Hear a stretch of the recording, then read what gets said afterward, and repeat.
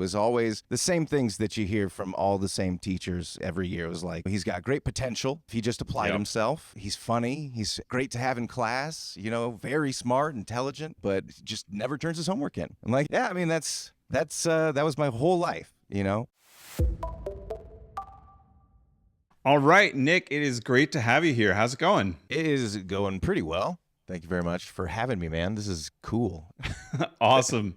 So yeah, I'd love to start and hear what's your history like with ADHD? When did you first hear, or when did you first start to think that you might have it? And what did that journey look like for you? Yeah, probably like a lot of people, I always felt like I was a little bit different. My brother and sister seemed to be cut from the same cloth almost, with certain things. But then when it came to me, either playing and then my imagination, my mom always told me like, oh, your imagination is like crazy, like, she always asked me like, do you want to go do commercials or something? And I'm like, I guess, I don't know. But it was a lot had to do with my mom seeing stuff on TV and connecting it to, things that I was doing. Like she would say, oh, you might have this, you might have that. And then she saw like an Oprah episode or something. And she said, I think you have ADHD. It was probably in like middle school or something. But I'd been struggling with school like my whole educational career. It was always the same things that you hear from all the same teachers every year. It was like,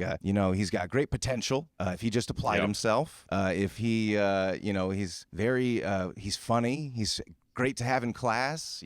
Very smart, intelligent, but just never turns his homework in. I'm like, yeah, I mean, that was my whole life. And then my mom thought that I might have ADHD, but it was also coupled with like all these years of my mom thinking that she had all these other things too, and me having them, where all of her kids are behavioral oppositional, and so she started throwing all these labels around really early. So it didn't catch right in my adolescent mind, right? It wasn't like, this is what I am. It was more so like, well, here's another thing my mom thinks is wrong with me. And so it's almost like I just kind of kept that in the back of my mind. And then as I went through like middle school and in high school, things didn't get any better because I wasn't treating it. I wasn't acknowledging it. I almost failed high school. I almost failed out. I didn't know like until the day of graduation, where like we show up with your cap and gown on and they give you the diploma and stuff. If I was graduating, and then when my English teacher came up, she goes, "You owe me."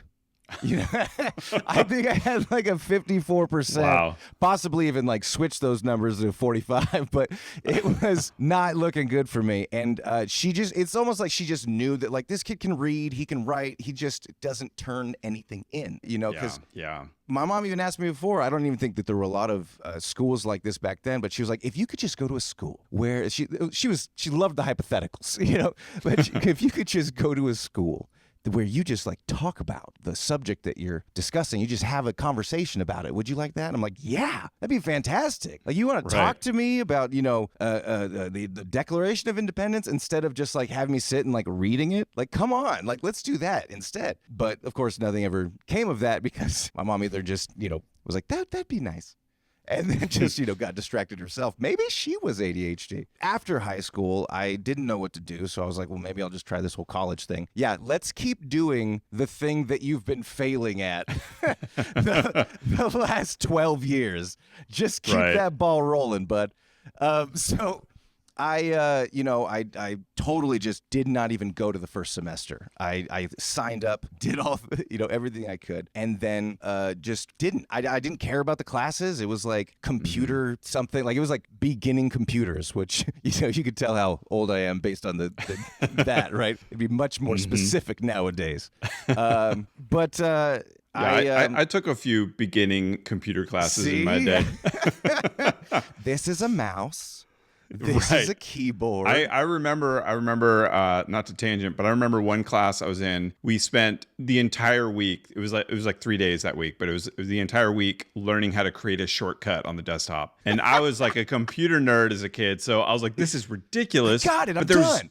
Yeah, but there was no way to, at the time, there was no way to like skip those basic classes. It was like, it was ridiculous. People literally had to be taught how to double click a mouse. And man, that makes me sound really old, and I regret telling this story now. It's okay. We both look young.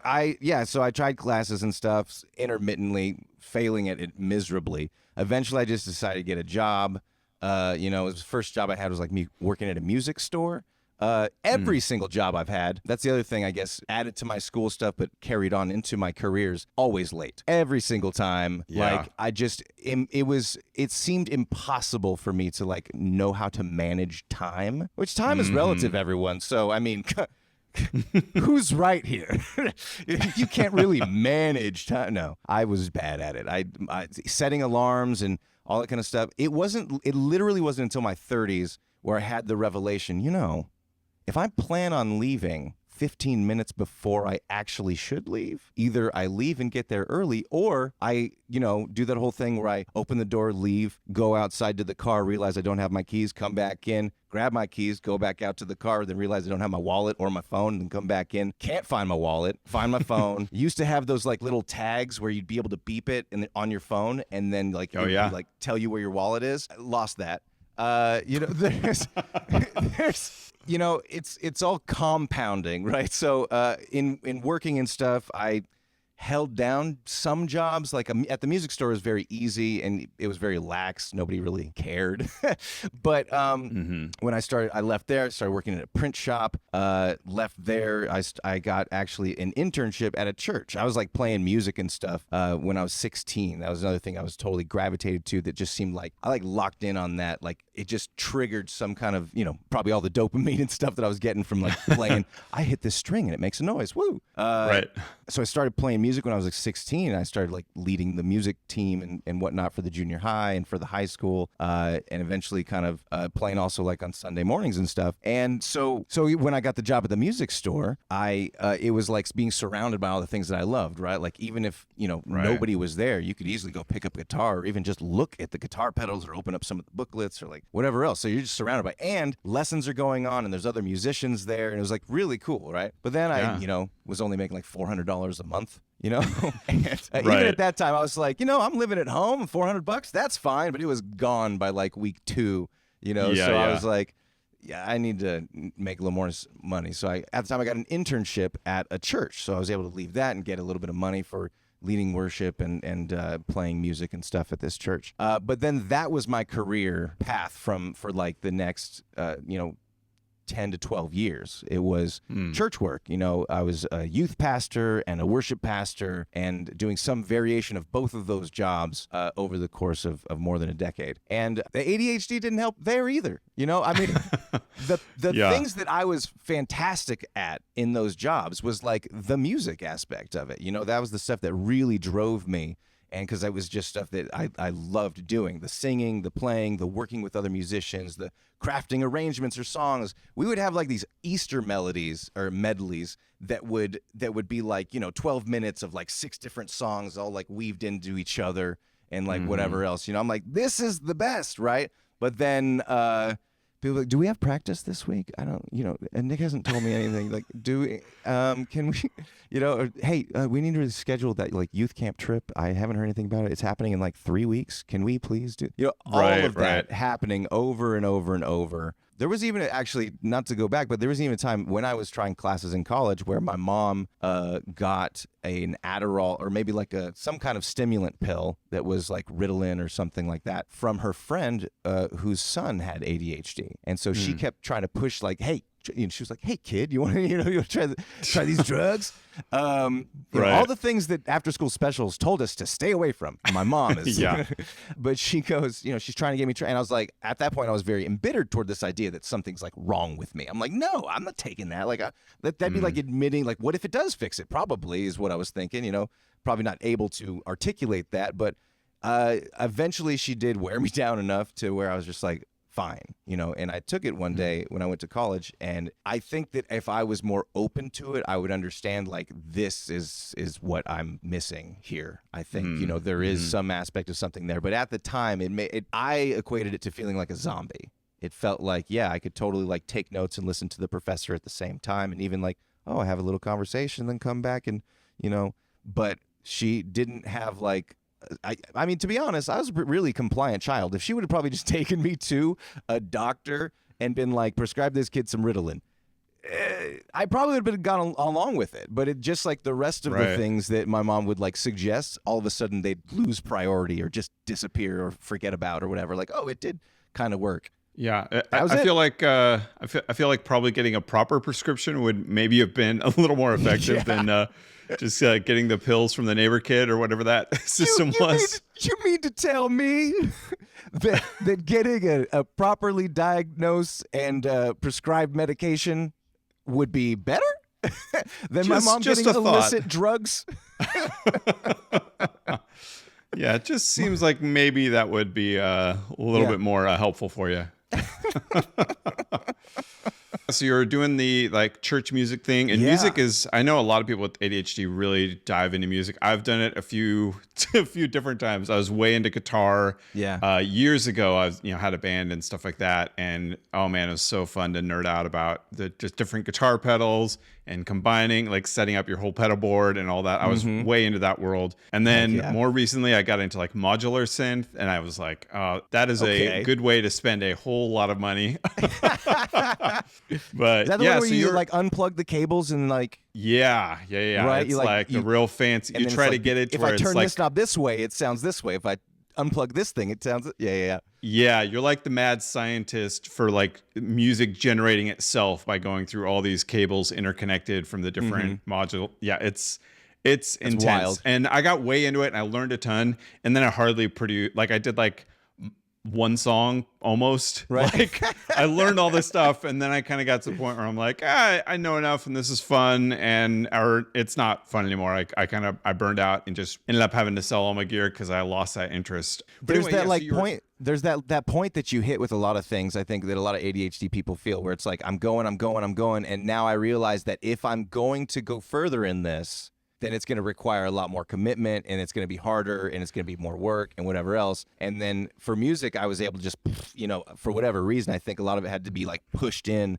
because I was like, it was part of my job also, but it was also stuff that I love doing. So it was this, feedback loop of forcing me to kind of get better. But like, yeah, I think that a lot of people experience that where they hit kind of a wall and they're like, I'm lost interest because it's Yeah. like either no longer because you're doing the same stuff. In order to do more stuff, you have to work harder, and then it's like, but do I have motivation to try? Right. I get that for sure. Yeah. So you were doing the church music thing for a while, and then where'd you go? Because you're not doing that now. No. So I was doing that for a while, and then my wife was going to school. Well, I got married when I was 23. My wife was 21, and we had a baby a year after that. So we started knocking out kids left and right every 2 years, and ended up with 4 kids. But like in the midst of all that, my wife was going to college to be a teacher, and so now she's been teaching now for like 8 years or something like that. But she was, we were trading off, handing the kids back and forth while sometimes she was taking the kids to college with her, and then sometimes I was having them here and taking them where I was going, and having my parents take them, and it was just crazy. But I got a better job, a job that paid a lot more than church work. Church work doesn't pay that much, if anybody doesn't know. But through the church, I actually found some friends and whatnot that they had this sales job that they did, and I was needing to make a little bit more money, and they said, why don't you come try it out? So I got into sales for the like 3 to 4 years or something like that. And the sales job, was making way more money, allowed my wife and I to like get like childcare so we could put the kids, so they're not like either with us while we're working or, having a grandparent or somebody. But with all the church jobs, because it was so like intrinsic to things that like triggered my dopamine and made me happy or whatever, singing and playing songs, it was something that I was very passionate about and that I cared a whole lot about and that felt good to do. When I left that to go to sales, right, there was an aspect of sales that I really liked, which was like communicating with people, talking to people, even the challenge of like, turning somebody's opinion around. It was very intellectually stimulating. When I hit the sales job, I recognized like, oh man, I'm starting to get busier. I'm making more money, but also I've got more clients to juggle, and I am dropping the ball on some of this stuff. And so I had health insurance. My wife, I think, had just started teaching, so we were doing a little bit better in that. So I was like, let's go get therapy or whatever. And I met with a guy, and he started me off on some non-stimulant stuff like Wellbutrin, and can't even remember the other things, but it was all like 30 days at a pop, 30 days. And all I remember is like the Wellbutrin gave me a stomachache. I was like, that's not helping at all. I'm not able to focus any better. I don't really notice a difference. You know, I'm still dropping the ball. And so I said to him, I was like, look, man, I have never done drugs. I've never smoked a cigarette. I've never, even my first alcoholic beverage I had when I was 21, and it was O'Doul's, you know, non-alcoholic beer. So what are you worried about here? Like, let's get into let's get into hard stuff, you know? And I was like, if something's going to work, like work, then can we try it, please? And he's like, and then he wrote me the script and he gave me like 5 milligrams of Adderall, generic, whatever. And the next day I took it at work, and it was like putting glasses on for the first time. It was like, wow. I mean, I remember like writing an email, and then something's going on. Somebody takes a call. Somebody has a conversation about what happened on the weekend, so, you know, whatever. And my brain is constantly being pulled to each of those things. And it's taken me like 45 minutes to write one email, you know. You just get all kinds of distractions there. But then when I had just the 5 milligrams, I was like, hey, I just wrote an email while that conversation was going. And then I turned away from after I hit send and then had the conversation. Then I went right back to the things that I needed to get doing. And I was like, what's happening? It felt like like Bradley Cooper in Limitless, you know? Yes, yeah. Very much so. But then after a few days of taking that, I was like, okay, so it's not the right dosage, because it was feeling like it was like wearing off, or it wasn't quite that first nudge. That's something I realized too. Like when you start taking a medication, I don't know if this is like medically accurate, but I feel it. I've stopped and started Adderall now at least 3 or 4 times, because I've just been like, well, I don't really need this right now. So I figured if I don't have to take it, then maybe I could like hold off or whatever. So I've taken it off and on every, you know, whatever. But each time I've taken it again, I've noticed like the first week or so, or first dose even, feels like a spike. It's like a way up there feeling of like, wow, this is like really working. And then it tapers off as you start to realize and as your body adjusts. And then you have to get into that equilibrium of where you're not like, you know, biting the inside of your lips and like constantly like, I need to freaking clean something, you know? And you're more so regulated instead of like hopped up or whatever. Or if it's not doing enough, you got to like bump it up. So I figured out the dosage. It went really, really well. But then it also helped kind of clear my mind of a lot of distractions and whatnot that had kind of been there and kind of hovering a little bit. So because I was able to focus, I was kind of able to also focus on myself and what I wanted. And so that kind of made me hate my job. I, you know, was showing up late, even, you know, with the Adderall and stuff. I think it was more so just, I didn't want to be there. I didn't want to do it. I ended up getting fired. And my wife was a full-time teacher at that time. So I was able to basically just kind of stay home for a little bit and see what worked. You know, we trying to figure out, like, she was like, what do you want to do? You know, I kind of had left the church at that point. So I didn't know, you know, I liked video games. I played some video games. I wrote some music. You know, I tried to do like the streaming thing until you figure out that if you stream or you want to be like a streamer, you have to do it like 12 hours a day. You know, I'm like, I'm a dad. I got 4 kids, man. And then my wife's off work and I'm like, these dishes need to get done. Dinner needs to be on the table. So it was, you know, and what I realized throughout that process was like, I really like staying home. I really like staying with my kids. And helping them out. I like the freedom the creative freedom it allowed for me to have when I've got like one baby at home and the rest at school, to where it's like, dude, there's nap time and I can go like play some music or you know, go write something or whatever. And that led me to kind of discovering I had done a little bit of improv comedy and stuff with a buddy of mine. We took some classes and it was really fun. And I was like, this is fun. This is great. This is kind of a performance-y thing that, you know, it's not music, but it's like in front of people and whatever else. This is great. And then that led into, oh, these people are all like actors. They're like actors and they're doing like, you know, they're auditioning for stuff. And I'm like, okay, that's something I've always kind of wanted to do too, but I never really knew how, right? And it's actually fairly simplistic. You just get headshots, you go on casting websites, and then you submit. Like, that's literally it. Like, there's no process to it that you need to, I mean, you'll figure it out as you go. But so I was like, well, let me do that, right? And I got a friend to take pictures of me, and I started putting them online and got the casting web. Like, where are you guys submitting? Oh, these are the websites. Okay, great. So from improv to submitting for auditions and stuff, and then realized realizing that a lot of this industry is,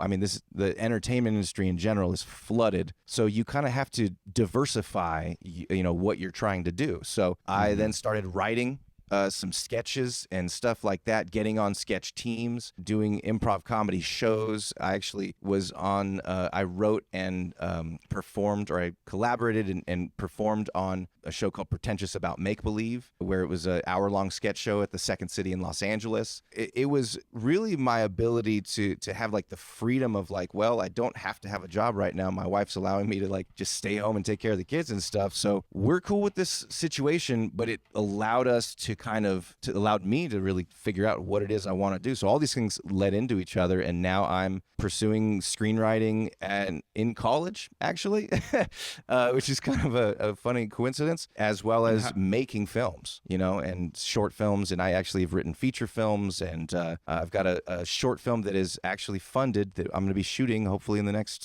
couple months here. That is awesome. So how is college second time around? How's it going this time? Jesse, I'm getting A's, man. That's I'm awesome. getting A's because I care and because it's something that I want. Like, I see myself at the end of the road. I can see myself having like a degree, a bachelor's degree in creative writing with an emphasis in screenwriting. And like, I like that.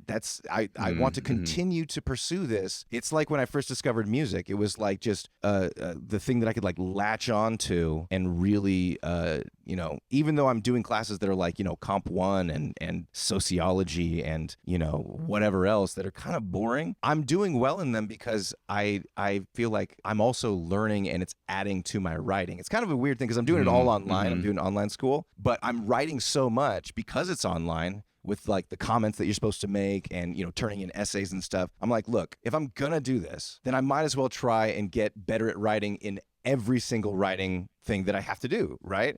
So at the end of the 2.5 years that I have left, I'm gonna be a better writer just because I'm doing it, and it's something that I think there's 3 things that like lead to motivation, right? It's like autonomy, relatability, and choice. And I got all that here, and it relates to what I want to do. It's important to me, and I can choose whatever I want to do, with writing. Like I can be a screenwriter, I can write a book, or I can create these little worlds in your mind with words. And I don't know. I just something about that. In the same way with music, it was like I can create this feeling in you by these melodies and these chords and these dynamics of this music and moving it and all that kind of stuff. To me, that was like so intriguing and important about like the human experience. Same thing when it comes to stories. I discovered telling stories. I'm like, I've always loved telling jokes and telling stories and anecdotes about my own life and whatever else. But then realizing, this is like built into us. Like the need for story and to tell story. And so, it's been going real well. That is awesome. Yeah. So you've really kind of found that passion in writing and particularly in film and storytelling through all that. And yeah, I really find that a lot of people, once they kind of connect with that passion, everything really just becomes easier. It doesn't make your ADHD go away or anything. Right. Yeah. But it does make it a lot easier to find that motivation, which is one of the biggest struggles with ADHD. Is you just like, if something starts to become mundane, you're like, I can't even get started getting on that. But when you have like this kind of intrinsic interest in the topic in general, it gets a lot easier to like, I'm like you said, I'm going to focus on even the classes that aren't as good because it kind of aligns with my passion here, and that's helping drive me forward and being able to get stuff done, which is, that's awesome. I wanted to ask you another thing. I know we talked before the show just a little bit about how, the idea that ADHD comes with friends, how it's highly comorbid, often comes with anxiety and depression and other things. And I just, I'd love to hear kind of your thoughts on that. Yeah. Something that I discovered with, experimenting with Adderall is, not recommended by the show. Well, experimenting with a doctor, I should say, under the guidance of a medical professional. Yes. But that's one thing that I recognize is that like, oh, this is still experimenting with drugs, although I'm doing it like supervised with a medical professional, you know? So even though I got the dosages right and I'm in an equilibrium place now, there's some side effects with that, such as, you know, a taper off at the end of the day where I feel a little on edge, a little bit more anxious and all that kind of stuff. In some ways, the Adderall, when I said before about how it kind of clears your mind a little bit about these other distractions and then kind of allows you to focus on these things to, you know, fix or whatever. I mean, fix is kind of a weird way to put it, but address, I guess, you know, find better ways to cope with. Because like I started going to therapy and realizing that it's not all ADHD. You know, a lot of this, the lack of motivation that I'm feeling or the anxiety about, you know, just making a phone call, you know, is anxiety. Like it's social anxiety as well as depression. And, you know, there's a lot of times a lot of ADHD books talk about how these things are coupled together a lot of times, you know, not only just because of like the biological, neurological aspects of these disorders and learning disabilities and whatnot, but because of a lot of how people with these neurological or neurodivergent tendencies were treated growing up. You know, like the kids who couldn't focus, if you caught yourself in a household that was big on corporal punishment, I mean, you're probably getting spanked a bunch until you can focus, which we can't. So, you know, if that kid isn't being treated for the ADHD, that's just like, I don't know, it's a bad situation overall. So a lot of people with ADHD, I feel like either develop these things or they do come along with the whole neurological part of it because we're, you know, lacking in these certain chemicals in our brains that allow us to focus or help us feel, you know, pleasure when we complete a task even, you know? Is there anything about like, I don't know, you've done a lot of research on specifically ADHD stuff, but do you know, have you experienced this yourself where you get like into a depression after you complete something? I've definitely heard that happens and is pretty common. For me, what I always find is I just never celebrate the win. I like get the win and I'm like, okay, what's the next? Like, I just got to jump to the next exciting thing. And I never really can just like sit and like bask in the like, that went so well. I'm just like, okay, what's next? Got to do the next thing. Got to jump to the next project. See, I do or the whatever same it thing, is. but I wonder if that's what feeds my depression because I'm just like, I just finished this. Awesome. Fantastic. What's next? What do you mean what's next, man? We just finished something. Would you give me a break? Right. But, no, I get it. Yeah. And I think that a lot of times too is the those other things keep us from addressing the ADHD because like we focus on, well, I'm depressed or whatever. Yeah, but man, it's like the three prongs, right? Or the three-legged chair. If you knock one of those out, it'll be much easier to address the other ones. And that's really what I found, you know, through copious amounts of therapy. You know, I've been going consistently now for about 6 months, but much like Adderall, getting on, you know, medication and whatnot, I've tried it off and on. And I think that that's the biggest thing is you really have to find out what works for you, you know, and it's all about trying to find that equilibrium of, you know, you're not going to be fixed. Right. My therapist told me this at the very beginning, of course. He was like, you know, it's not about stopping these thoughts or feelings or stopping how you feel or changing how you feel even. It's more so about what do you do when you feel that way? You know, how do you cope with these thoughts and feelings that do come about? And between medication as well as, you know, depending on what kind of medication you use for, you know, depression and whatever else, like a lot of people have to get on board with using multiple medications sometimes. So it's tough, but at the same time, it's incredibly worth it, man. Like I would say that I haven't conquered ADHD for sure, but I am definitely in like the best place that I have ever been when it comes to knowing it, understanding it, and being able to respond to all of the stimuli and pulls and impulses that come along with it. And it's almost like I've learned how to wield it, if you will.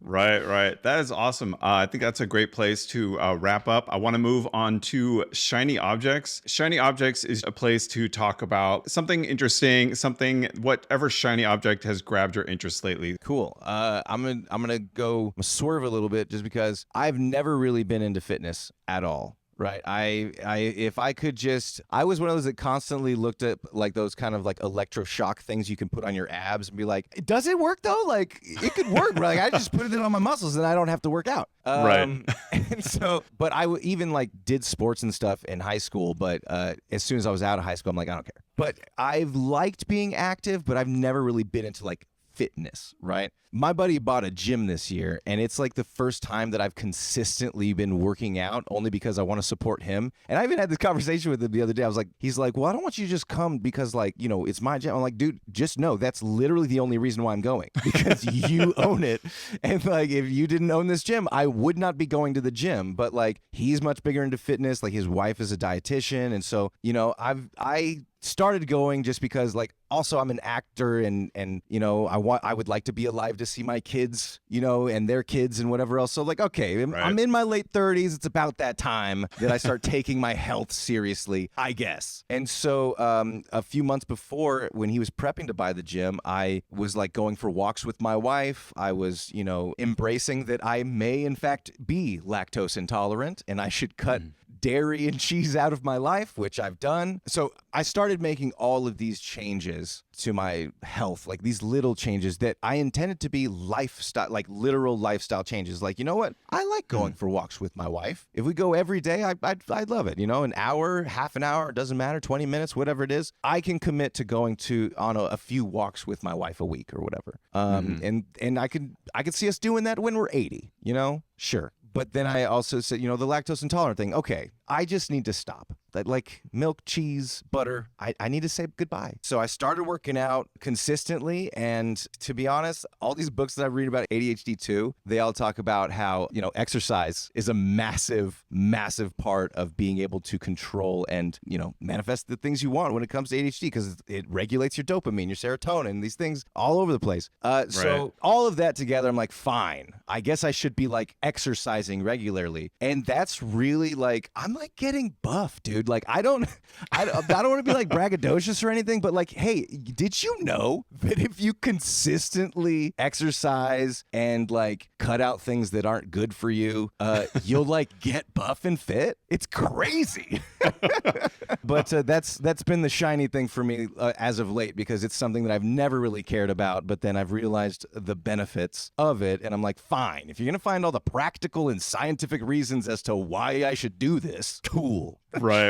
So my shiny object, not as healthy or whatever for you as that one, but I find, you know, you mentioned you're a writer, and I'm writing my book. One of the ways I stay focused, I need music to focus. Like that. Okay. That is really important for me. But it can't have any lyrics. So I have a lot of different kind of soundtracks I listen to, like video game scores and movie scores can be really good. Okay. But one that just came out recently, it's by Ben Prunty, and he did the soundtrack to a game called FTL, Faster Than Light, which I have that soundtrack on vinyl, and it's that really game. Good. Yes, yeah. So he did the music for that, and I love that music. Pixel-based like space game, right? Yes, that is the one. Yeah, that game's fun. Yes, that is a great game. So he just released a new album. I think all of his previous music was for like soundtracks, and this is just a solo album by itself. But it has that same, it's got sort of that like glitchy, synthy kind of vibe to it, and I'm really digging it. It's called Transmissions from a Hidden World, and I'll have links in the show notes for that. But yeah, I've been really enjoying it lately, and that's been my go-to for focusing on the book. I just like crank a soundtrack like that one, and then get to writing, and that's how I stay on it. That's nice. I could never. I need like absolute silence. Like yeah. like have you heard about that one room that's like supposedly the quietest room in the world? And and people like feel like they're going insane in there. Because like you can hear your own like blood moving or whatever. You know, I feel like that's ideal. Like I want that. Or like I hear about like what are those what's where you submerge yourself in like salt water and then close the tank or whatever. Man, what are those things where you and it just blocks out all sound, all light, all that? I'm like, heaven. Yeah, that sounds like my nightmare. That is my nightmare right there. It's so funny. I feel like there's a lot of things like that with ADHD where you're either on one side of the extreme or the other. Like for me, I've got to have constant stimulation, like especially audio. Like I've got to have music or something like that going all the time. And yeah, I know there's other people like you're saying that like, no, I can't deal with any of that. Yeah, while I'm trying to work. Yeah. Silence is golden. That is key. Yeah, absolutely. See, the thing is though, but when then I try and do like chores around the house and stuff, like dishes, laundry, I have to put a podcast or I have to put the ADHD Nerds podcast in.